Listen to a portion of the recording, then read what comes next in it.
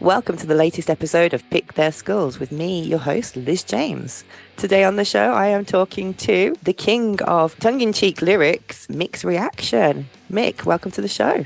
Thank you very much. Hi, Liz. How you going? I'm good. How are you, MIK?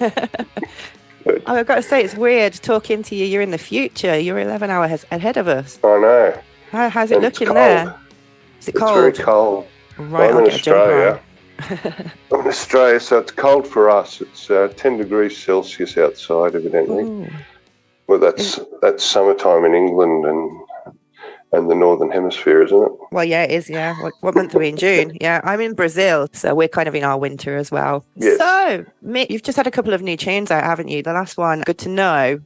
Can we talk a little bit about that? Because that's brilliant. I was just looking at the lyrics there. Such a good song. We sure can, yeah. Without going too much into it or too personal, what kind of inspired that song and how did it come together? Well, luckily it's not on personal experience, because it's a song about running into an ex and having them tell you just how much better they're doing without you. Yeah. So I haven't had that experience. I have run into an ex who looked much more amazing than they did when we were together for some reason. Isn't it always the way? Damn it. It is, yes. It's like polishing a rough stone, isn't it? And then chucking it at someone else. It's annoying. That's right. But no, I'm not really sure where that came from. I did hear a song by an Australian band called The Pigs, who basically they do their own comedy songs and stuff, and they had done a song about a guy who's wishing all the best to his ex who's getting married to another guy, and I think that kind of stuck in my head a bit, and I went, yeah, I like that, so I'll pinch a little bit of that.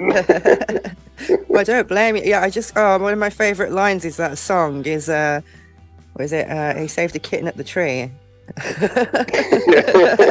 And of course, he's much smarter than me. I just love, these are fantastic. They're just so, I mean, it's a bit dark and it's a bit painful, I suppose, if anyone's been in that situation, but it's kind of prodding fun of it, of situations. And I love how you do that. You really capture that across all of your tracks, this comedic. It's way over the top on this one. I hope this has never happened to anyone.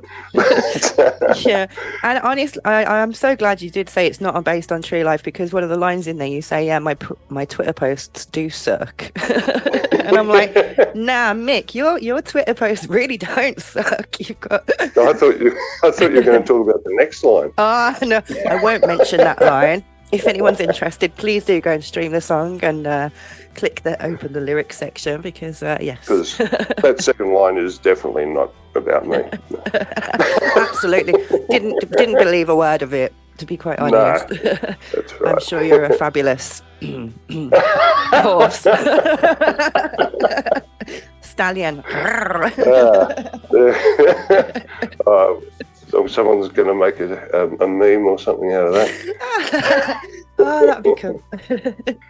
So, and you've also got, I was just looking here, you've got the, you did a collab recently with someone, the Midlife Crisis. How did that come about? Yeah, Brett Nebo. Well, Brett, I just met through Instagram, actually. Wow. Because I tend to just, I bump into people on Instagram, and if they post something I like, I say something about it. And it just so happened that he'd posted something telling us all how old he was, and he was exactly the same age as me. And so I just went, us cool 58-year-olds, I think we were at the time, and I went on from there, and we got on really well, talking back and forth.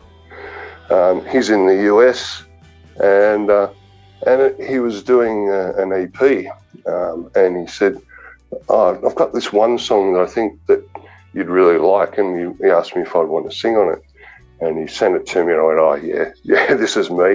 This is because he's written some really nice lyrics, and they're very clever as well. It's not like an out-and-out comedy song, but it has a humorous flavour to it. It does. Say. And, I just listened so I was quite happy to.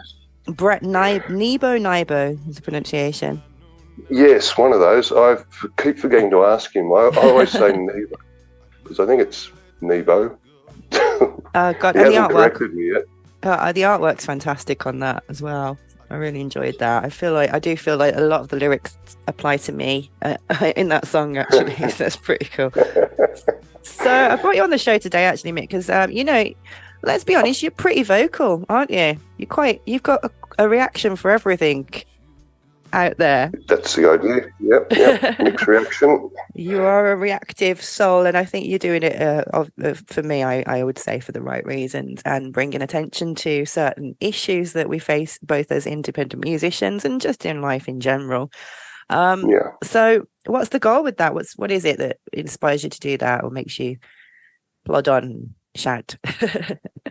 Well, I don't know. For a lot of my life, I have been a very shy person and not said much to annoy people because I don't really like confrontation and stuff. But as I've got older, I find I care less what people think about me, and so it frees me up a lot to go, well, that's not fair. That's not right. I want to. I've got to say something about it, even though it gets me into a bit of trouble sometimes, but I don't think the trouble I've got into is that bad. I don't care if distributors suddenly go, oh, well, we're going to not monetize your songs on YouTube, which has happened. Which is still causing me nightmares. Are you still not getting that sorted? Have you managed to switch and get? I have switched. I have switched 3 times since that particular distributor stuffed up. We all know which one that one is. And I went on to the next one, compounded it so much worse. And to the point where I was getting so aggro with them, they said that they couldn't monetize my videos because they were breaking some sort of copyright. But they wouldn't tell me what. They wouldn't tell me how to fix it. I was just like, look, I don't believe that I am, but if I am more than happy to fix it. Just tell me what it is. And they couldn't do it, and I believe that they've now got YouTube to put some sort of flag on me because now everything I release is not monetized on YouTube. So it's ongoing. My latest distributor hopefully will be able to fix that for me. That's really what the Thanks Very Much was all about, wasn't it? This whole idea of being censored, really, in a way, isn't it? And well, no, on Deezer, Where's My Money? That's another one of your tracks that deals with these themes. But it's frustrating, isn't it, as an artist to still have this censorship over our work, even though we're supposed to have all these, amazing platforms to share our voice and everything. There is still very much a bureaucracy, and especially when it comes to getting our money. Yes, but our money's not. Our money's a pittance, so they should just give it to us. Exactly. It's not like we're breaking the bank with our 2 cents over the last 18 months of streaming royalties on YouTube. If we get that at all. So, and YouTube is the worst of the lot in paying out for stuff. And you don't even get paid every time your song gets played. No. I mean, who else can get away with that? That's just rubbish. The only time that you get paid is if someone's using a premium YouTube or if there's an ad right before your video. Yeah.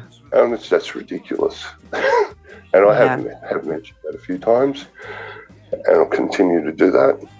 But it's not just me. It's everyone. And there are 1,200 people just in NAS, and the amount of indie musos there are out there, I would say that 90% of them don't even realise they're getting ripped off. No, it is, and that's the thing. So to us, it's pennies. It's not even. It's halves of pennies and quarters of pennies. But you know, on a larger scale, yeah, thinking about that, the amount of money or the amount of let's say income that certain streaming platforms and video platforms are generating just from our user end content, you know, because that's what it is. We're providing it all. These things wouldn't exist without us, and they're making a bucket load, aren't they? If you think about it, if you put it on a larger, right. if there's just 1,200 of us in NES, and then plus all the other millions of artists around the world, like that's a lot of money. That's right. I mean, if we could ever get all the musicians to say, that's enough, we're not releasing anything until you do this properly, then it would be different. But that is never going to happen because most musicians will pay to have their music put on stuff. Yeah. Because that's how much they want to be heard. And this is how they're able to rip us off so easily, because they know that. They know that if we don't do it, then someone else will. Yeah, that's right. Because it's just become a norm, hasn't it? And this is one of the hashtags that we've got going in the NAS community. It's a hashtag Stop Payola. And, you know, I think most of us, the majority of us in the community, are of that mindset that we shouldn't have to pay to get played. There shouldn't be a fee involved in just, hey, do you want to listen to my song? No, thank you. Thanks very much. I'll pay you to listen to my song. Yeah. Yes. So, Mick, your latest single, Bring Me Some Water, can you tell me a little bit about that? Is that your latest one? Or Jury Rigged? I'm just about releasing a song every 2 weeks at the moment. Yeah, you got married. because I've only been releasing stuff for the last 2 years. I'm 59 and I have been writing stuff since I was about 12, 13. Wow. So I've got a lot of stuff to get out, and you know, if I get hit by a bus tomorrow, then I won't be happy. I'll be very disappointed. And I'm enjoying doing collabs with people. Who knew? When I started doing this, I just wanted to get my music out and hear what it sounded like professionally produced. Yeah. Once I started, I just went, wow, I love this. This is so good. Yeah, you get a taste for it, don't you? It's like heroin for creative souls. It's like, oh yeah, I want some more of that. Give me some of that. The good stuff. and someone said, oh, would you like to sing on this? Would you like to? Yeah, what? Come on. I'm doing all sorts of different genres and stuff that I never would have thought of.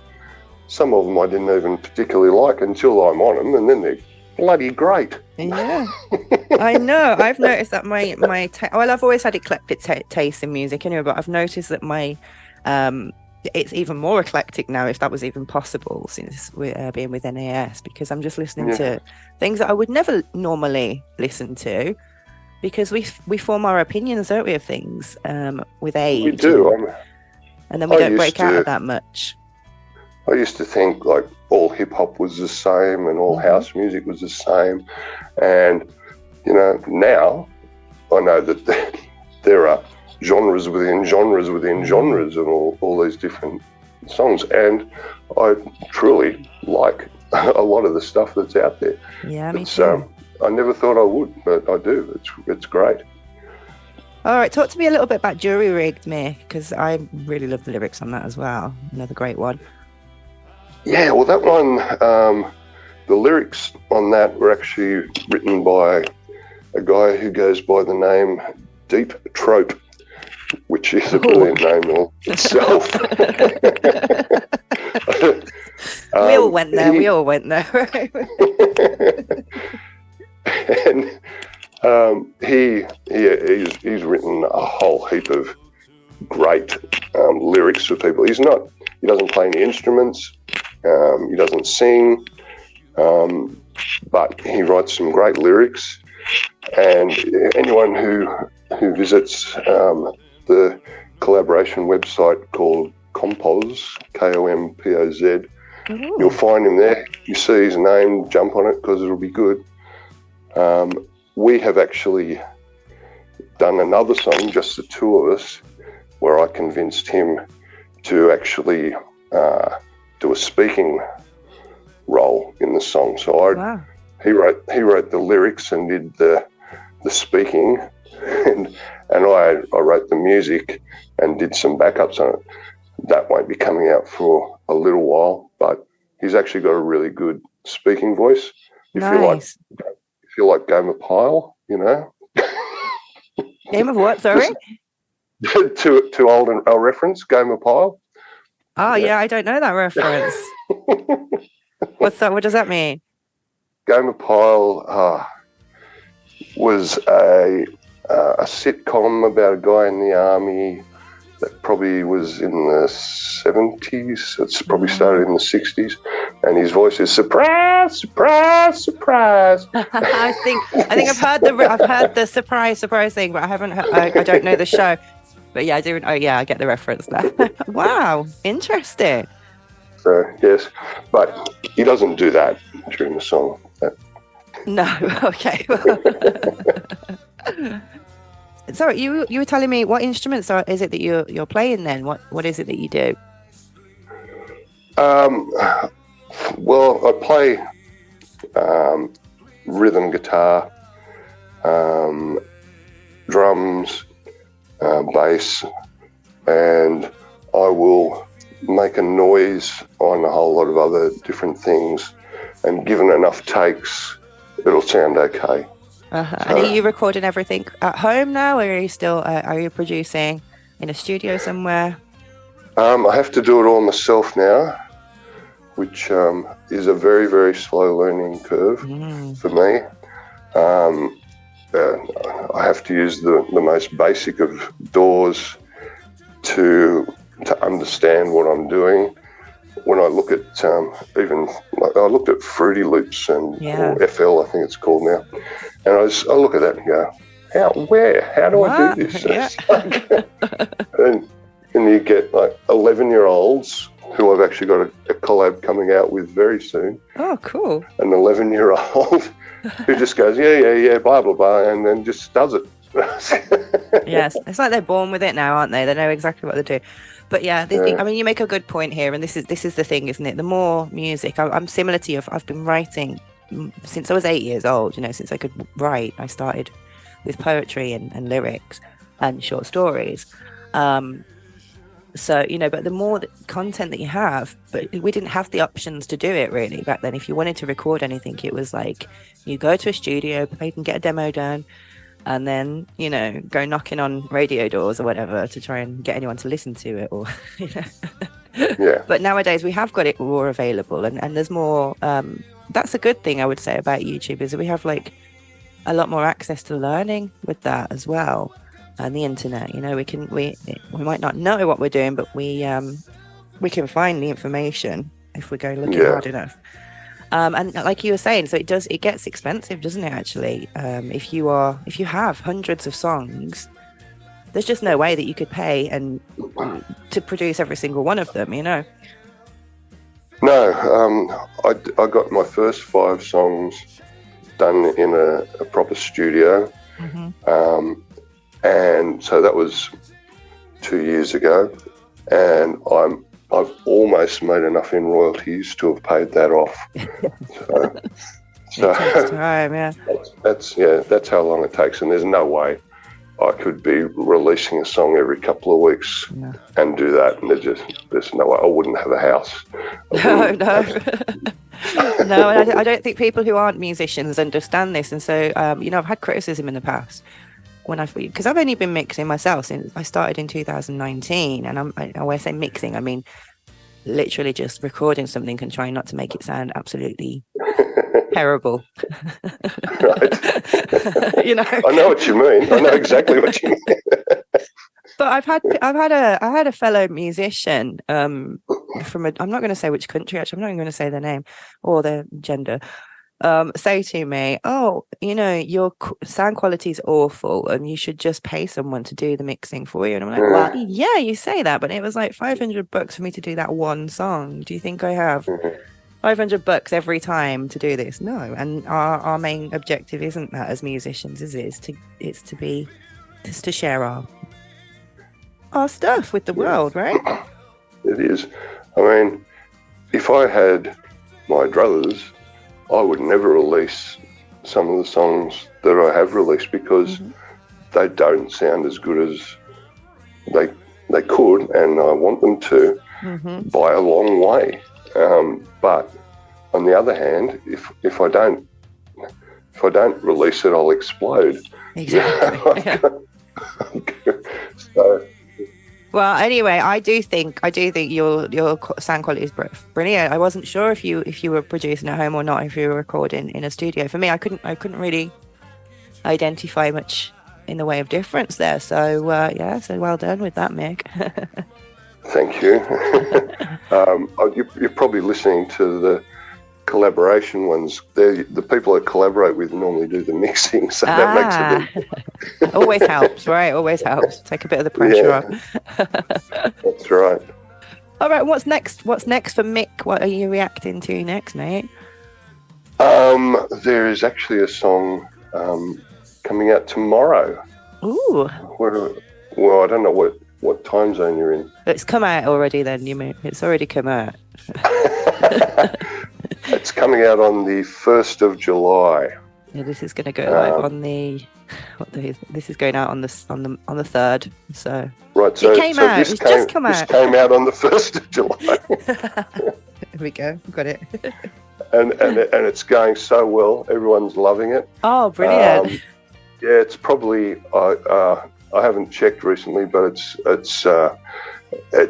probably about 500,000 streams. Wow. God. Yeah. In 2 days, that's fantastic. I can't confirm that, but it probably. It's you and Wilco Wilkes are tearing up the charts with your what was it? What did he say? He did a post like that a while back. Did you see that? I didn't see that one. No. He's like, I just want to thank all my my 2 people for listening to me. It's been an absolute honour to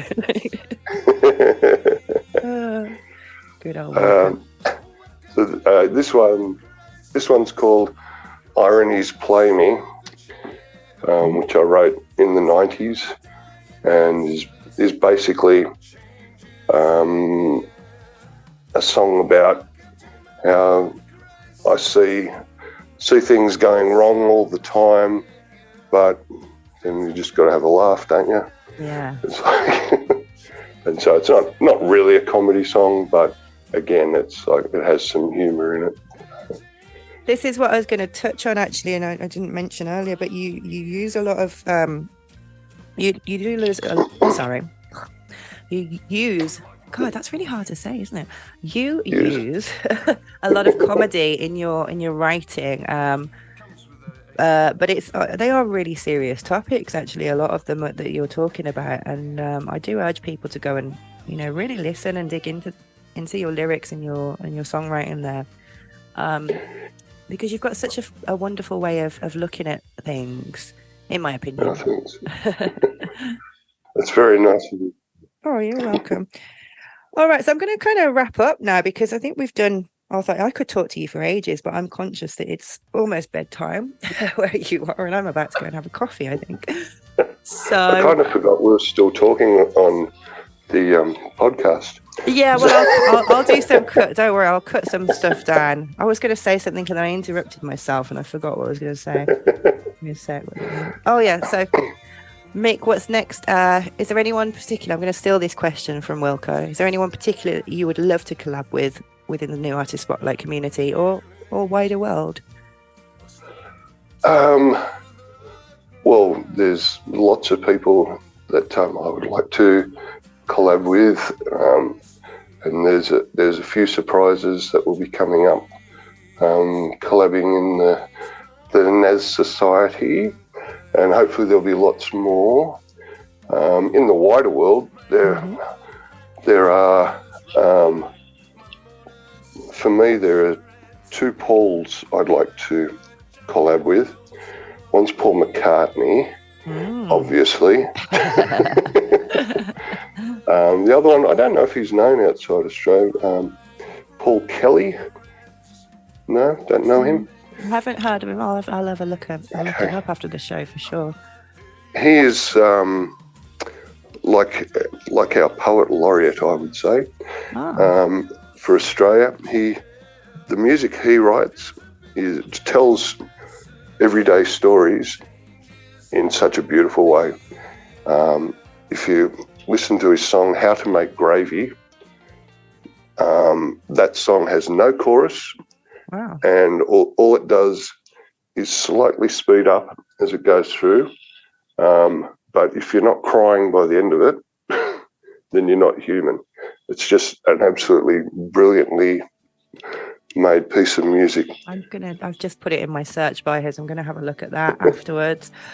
In the meantime, let's listen to Incredible to Me Now by MIK's Reaction.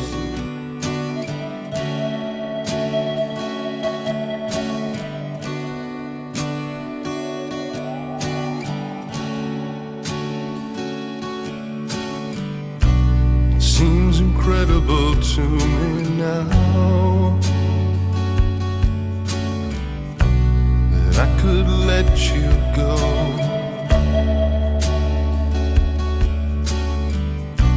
If I only knew then what I know now, I'd never let you go.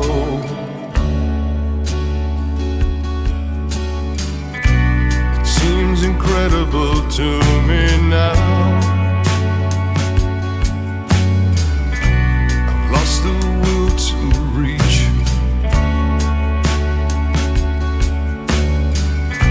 I've died inside somewhere, somehow.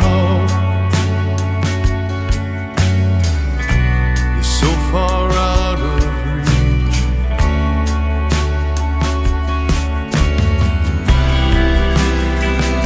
I don't know why.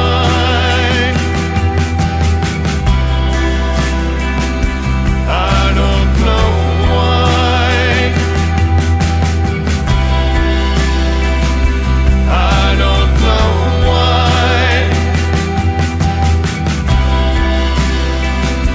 I don't know why. Yes, it seems.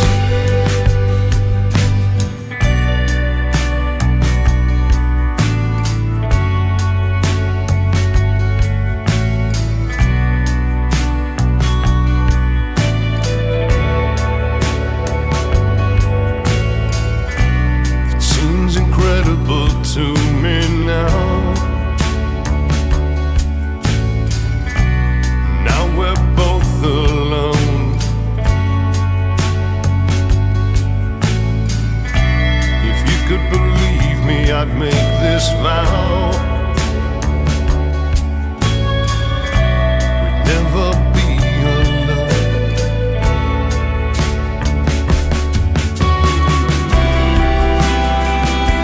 I don't know why.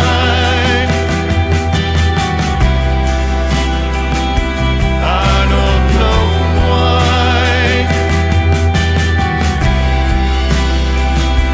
I don't know why.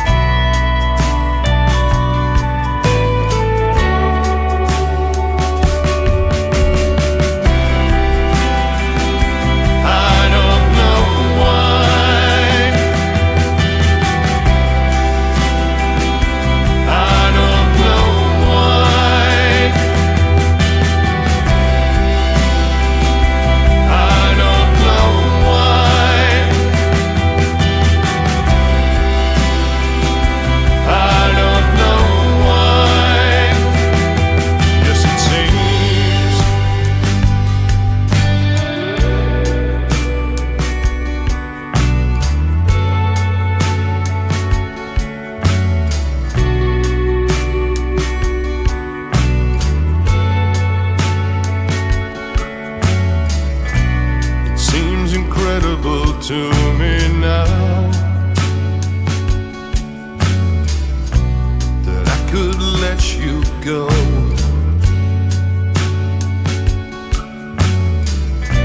If I only knew then what I know now, I'd never let you go.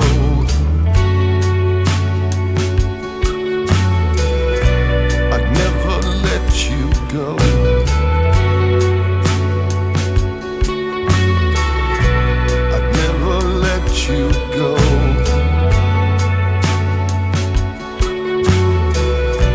How could I let you go?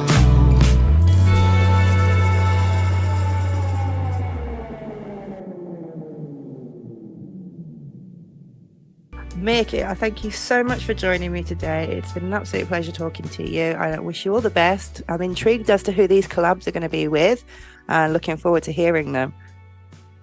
Me too. That'll be good. Even if it's just me who enjoys it. I'm sure I will too. Congratulations on your latest release, and thank you for joining me. Have a great week. Thanks so much, Liz. You too. Thank you. Bye-bye.